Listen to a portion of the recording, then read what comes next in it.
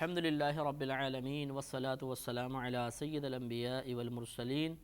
اما بعد فاعوذ باللہ من الشیطان الرجیم بسم اللہ الرحمن الرحیم۔ الحمدللہ سورہ بنی اسرائیل کی تقریباً 31 آیات کی تفسیر ہو چکی ہے۔ 31ویں آیت میں اللہ تبارک و تعالی نے ارشاد فرمایا تھا کہ اپنی اولاد کو تنگ دستی کے خوف کی بنا پر قتل نہ کرو، ہم انہیں بھی رزق عطا کریں گے اور تمہیں بھی رزق عطا کریں گے، بے شک ان کا قتل ایک بہت بڑی خطا ہے۔ اس بارے میں ہمارا کلام چل رہا تھا کہ زمانہ جاہلیت میں تو عملی طور پر یہ بات ہوتی تھی کہ وہ بچوں کو قتل کر کے دفنا دیا کرتے تھے، صرف اس خوف کی بنا پر کہ کہاں سے کھلائیں گے، کہاں سے پلائیں گے، بڑے ہو کے کیا ان کے ساتھ معاملات ہوں گے۔ آج کے دور میں اگرچہ ایسا نہیں ہوتا، لیکن آگے چل کر بچوں کے کھانے پینے کا خوف بہرحال دامن گیر ہوتا ہے۔ تو اسی لیے بعض اوقات اب بعض لوگ ہم سے سوال کرتے ہیں، یا آپ نے بھی دیکھا ہوگا معاشرے میں اسقاط حمل کے مسائل ہوتے ہیں۔ مطلب عورت پریگننٹ ہوئی، اب بولتے ہیں کہ جی اگر بچہ پیدا ہوگا ہم کہاں سے کھلائیں گے، کہاں سے پلائیں گے، پہلے 2-3 بچے ہیں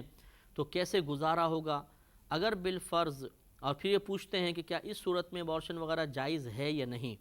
تو اگر اسی طرح مطلب خوف ہو صرف تنگ دستی وغیرہ کا، تو چاہے 4 ماہ سے پہلے بچے کو ضائع کروایا جائے، چاہے 4 ماہ کے بعد، دونوں صورتیں ناجائز ہیں، کیونکہ بچہ ایک اللہ کی بہت بڑی نعمت ہے۔ یہ ان سے آپ پوچھئے جن کے ہاں 2 سال 3 4 بلکہ 10 یا 15 سال گزر گئے ہیں اور اولاد نہیں ہوتی ہے، وہ تڑپتے ہیں، ترستے ہیں، دوسروں کی اولاد کو دیکھ کر ان کے دل میں غم پیدا ہوتا ہے۔ اگر کوئی ماں اپنے بچے کو چوم رہی ہے، پیار کر رہی ہے، سینے سے لگا رہی ہے، باپ انہیں کندھے پہ اٹھا رہا ہے، ان سے کھیل رہا ہے، تو ان کی دل آزاری ہوتی ہے اور ان کے دل میں ایک مطلب کسک سی پیدا ہوتی ہے، بہت مطلب غم پیدا ہوتا ہے کہ کاش ہماری بھی اولاد ہوتی تو ہم بھی اس کے ساتھ ایسا کرتے۔ اور جن کے اولاد ہے وہ ان پر اتنی توجہ نہیں کرتے ہیں۔ تو بہرحال اگر رزق کے خوف کی بنا پر معاذاللہ یہ عمل کروایا جائے گا تو یہ شرعاً حرام رہے گا۔ اور رزق کا خوف نہیں ہے، ویسی بھی ختم کرانا ہے تو اللہ کی نعمت کو ختم کرنا ہے، اور اللہ کی نعمت سے کفران نعمت کرنا، ناشکرہ پن کرنا یہ ممنوع ہوتا ہے۔ اور اگر 4 ماہ سے پہلے کا بچہ ہے اور کسی صحیح ضرورت کی وجہ سے اسقاط حمل کیا جائے، رزق وغیرہ کا معاملہ نہ ہو، بلکہ مثلاً پہلے چھوٹا بچہ ہے اس کی نشو و نما کا مسئلہ ہے، اگر یہ دوسرا بچہ ہوگا تو دونوں کے نشو و نما پہ برا اثر پڑے گا، یا پہلے بچے ہیں ان کی تربیت ٹھیک نہیں ہو پا رہی، اور پھر مطلب یہ کہ عورت پریگننٹ ہو گئی ہے، تو یہ صورت ایسی ہو سکتی ہے کہ اس میں 4 ماہ سے پہلے آدمی معاملہ ختم کروا سکتا ہے۔ لیکن 4 ماہ کے اندر بچے میں روح ڈال دی جاتی ہے، چوتھا مہینہ جب ہوتا ہے تو بچے میں روح ڈال دی جاتی ہے، باقاعدہ ایک فرشتہ آ کے اس پہ روح اللہ کے حکم سے پھونک دیتا ہے۔ اس کے بعد اگر قتل کریں گے، مطلب اس کو ختم کروائیں گے، تو شدید حاجت شرعیہ کے وقت ہی جائز ہو سکتا ہے۔ مثلا ڈاکٹر نے کہا کہ اگر یہ بچہ پیدا ہوا، چاہے آپریشن سے ہو چاہے بغیر آپریشن کے، عورت کی جان کو شدید قسم کا خطرہ ہے، تو پھر یہ ہو سکتا ہے کہ عورت کی جان بچانے کے لیے وہ معاملہ کر لیا جائے، ورنہ عام جو صورتحال ہوتی ہیں 4 ماہ کے بعد بچے کو ضائع کروانے کا بالکل مطلب ایسا ہے، بزرگوں نے فرمایا جیسے اس کو قتل کر دینا، انسان کے قتل کی مثل ہے، اگرچہ اس پہ قصاص نہیں ہوتا لیکن بہرحال یہ بہت گناہ ہوتا ہے۔ 4 ماہ سے پہلے صحیح ضرورت کی بنا پر ایسا ممکن ہے۔ تو یہ اسقاط حمل بلا ضرورت اگر کریں گے وہ بھی اس میں اس کے تحت آ سکتا ہے، یعنی اگر صرف تنگ دستی کے خوف کی بنا پر ابارشن وغیرہ کرایا تو یہ شرعاً جائز نہیں ہوگا۔ اور اللہ نے پہلے آگے بیان فرما دیا کہ اِنَّ قَتْلَهُمْ كَانَ خِطْئًا كَبِيرًا، بے شک اس اولاد کا قتل جو ہے یہ بہت بڑی خطا ہے، بہت ہی بڑا گناہ ہے۔ آگے ارشاد فرمایا کہ وَلَا تَقْرَبُوا الزِّنَا إِنَّهُ كَانَ فَاحِشَةً وَسَاءَ سَبِيلًا، اور زنا کے قریب مت جاؤ، بے شک وہ بے حیائی ہے اور بہت ہی برا راستہ ہے۔ زنا سے مراد یہ ہوتا ہے کہ کوئی اجنبیہ عورت جس سے نہ وہ زوجہ ہو،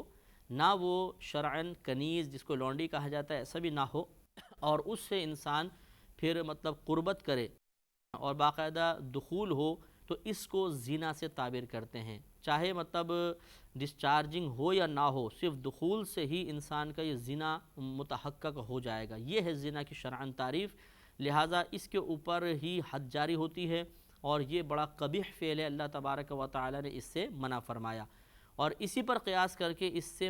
سے تعلق رکھنے والے جتنے برے افعال ہیں ان سب کو منع کیا گیا، کہ کیونکہ اس میں بے حیائی کی بات ہے، فحش بات ہے، لہٰذا اس کو منع کر دیا گیا۔ اس سے ہمیں بچنے کی ہر ایک کو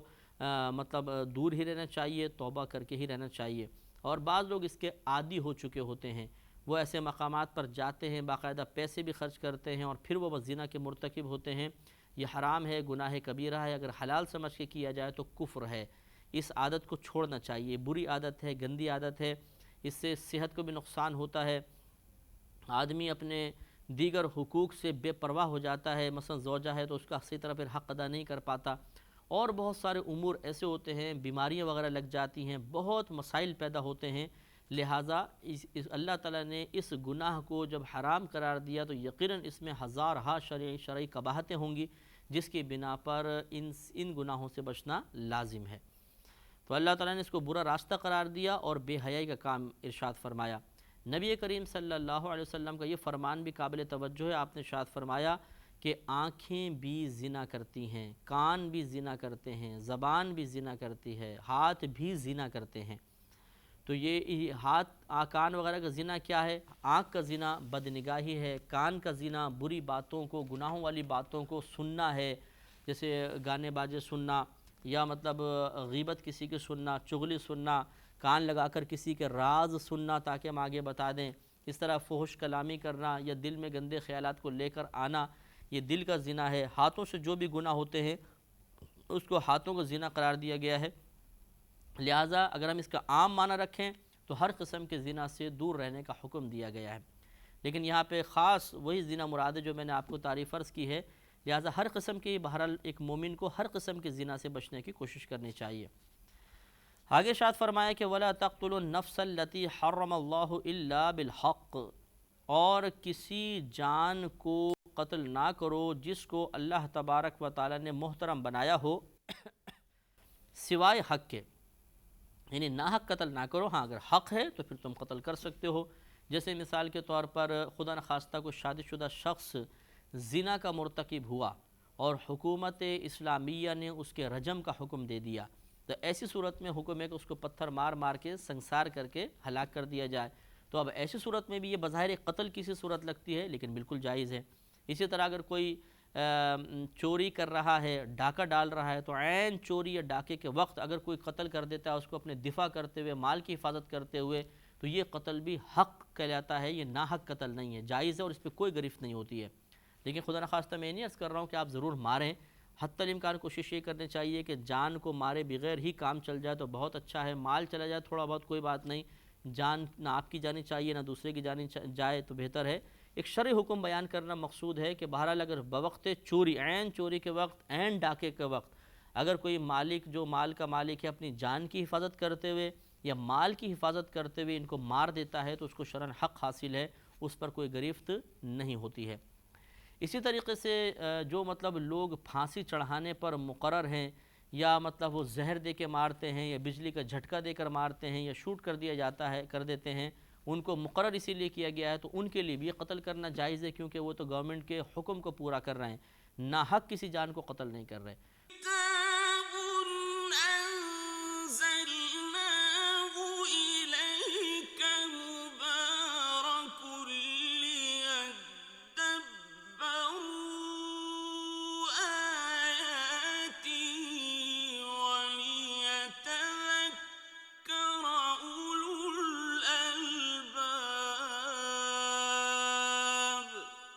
تو اللہ نے ارشاد فرمایا کہ وَلَا تَقْتُلُوا النَّفْسَ الَّتِي حَرَّمَ اللَّهُ، اور تم کسی جان کو، ایسی جان کو قتل نہ کرو جس کو اللہ تعالیٰ نے محترم بنایا، یعنی اس کے خون بہانا حرام قرار دیا ہو، إِلَّا بِالْحَقِّ، سوائے حق کے۔ حق پر اگر آپ کو اجازت ہے شریعت کی طرف سے تو مار سکتے ہیں ورنہ نہیں۔ اسی میں ایک چیز یہ بھی آتی ہے کہ قصاص جو ہے کہ کسی نے آپ کے کسی رشتہ دار کو جان بوجھ کر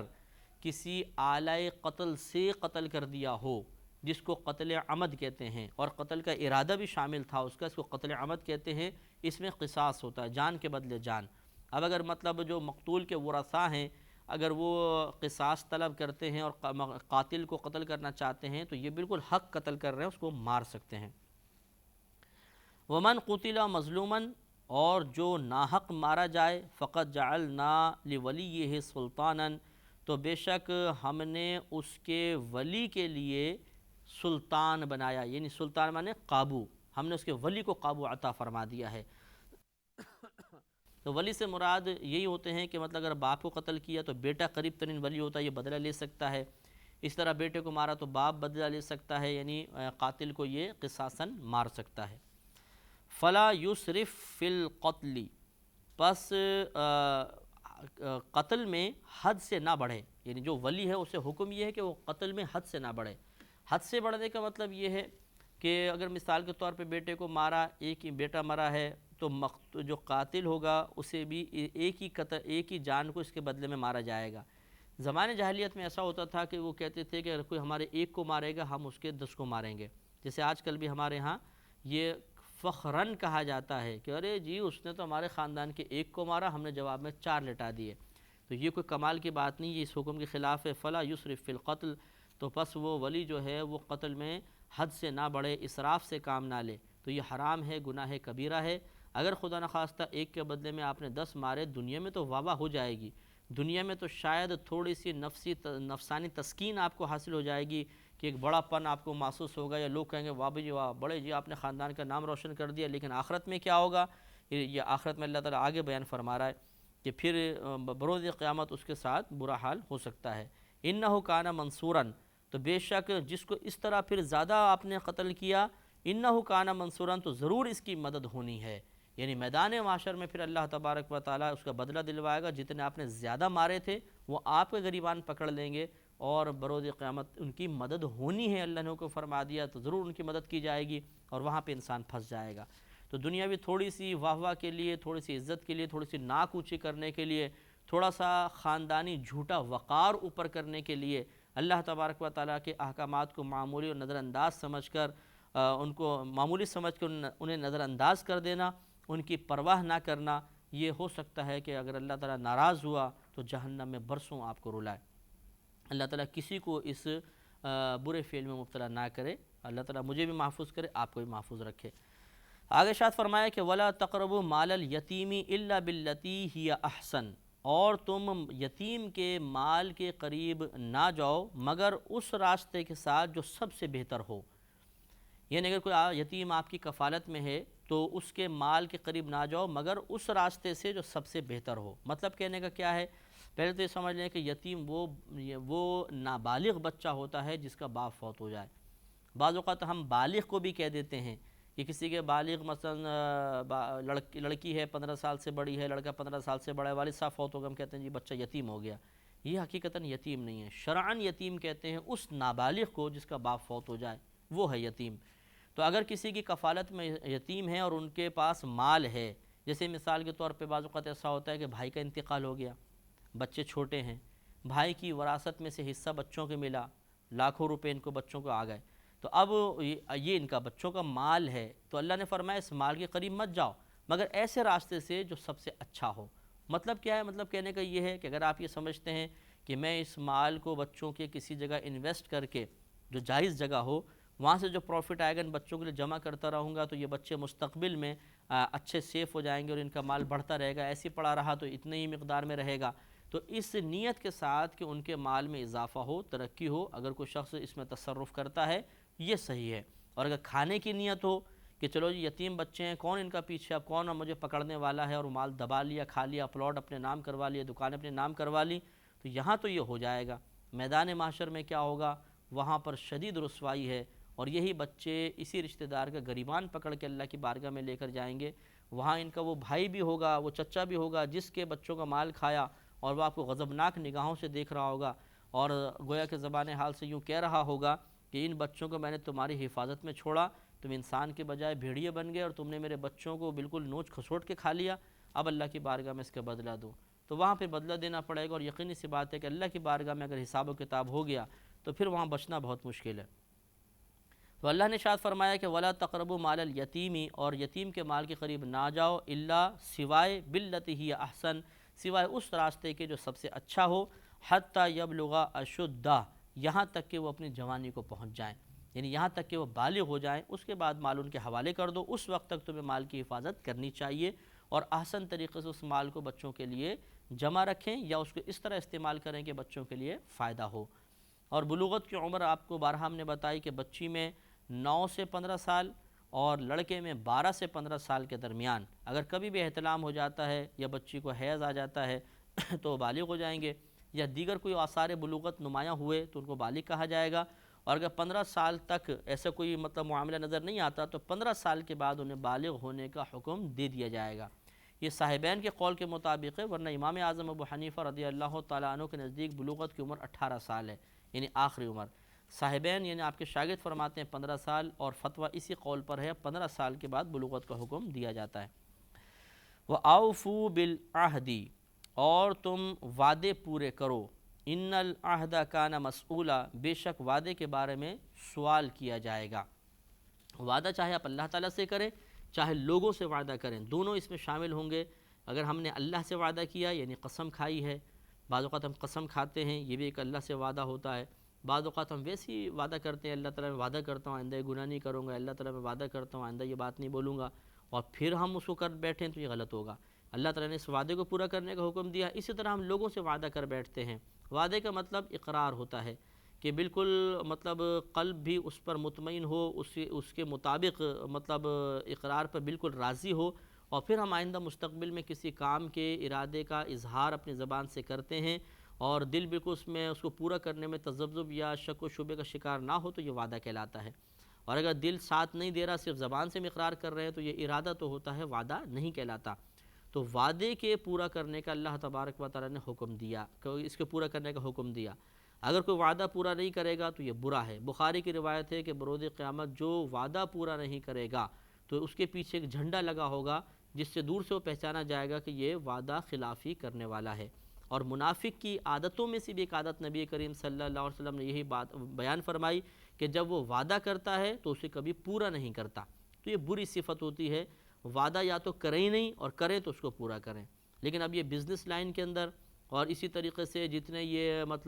ٹیکنیکل کام کرنے والے ہوتے ہیں، چاہے ٹی وی صحیح کرنے والے، V C R, motorcycle, computer, یہ لوگ بہت ہی جھوٹے وعدے کرتے ہیں، جس کو ذرا نچلی سطح کے اندر گولی دینا کہتے ہیں، کہ یہ بہت زیادہ جھوٹ بولتے ہیں اپنے کلائنٹ کو، اچھا انشاءاللہ کل آپ لے جائیے گا، پرسوں میں ضرور کر دوں گا، اور یوں اتنا جھوٹ بول کر، اور میں تو کر چکا ہوں، رکھا ہوا ہے، بس وہ بھول گیا تھا، اور بالکل جھوٹ بول کر اور جھوٹے وعدے کر کے اس طرح ٹالتے رہتے ہیں، جس سے زیادہ پیسہ ملنے کی امید ہوتی ہے اس کا کام جلدی کر دیتے ہیں، یا جس کو پتہ ہے کہ ٹلتا جائے گا 4-5 دن بعد اس کو دینا ممکن ہے، اسے 4 دن بعد ٹال دیتے ہیں۔ جو نہیں مان رہا اس گاہک کو نہ ٹوٹنے دینے کی بنا پر جلدی اس کا کام کر دیتے ہیں۔ تو اس طریقے سے جھوٹے وعدے یہ بہت زیادہ کرتے ہیں۔ برا بھی نہیں ماننا چاہیے، ایسا نہیں کرنا چاہیے۔ اللہ تعالیٰ نے ارشاد فرمایا کہ وعدوں کو پورا کرو، اللہ تعالیٰ وعدوں کے بارے میں بروز قیامت سوال کرے گا۔ اللہ تعالیٰ ہم سب کو عمل کی توفیق عطا فرمائے۔ وآخر دعوانا ان الحمد للہ رب العالمین۔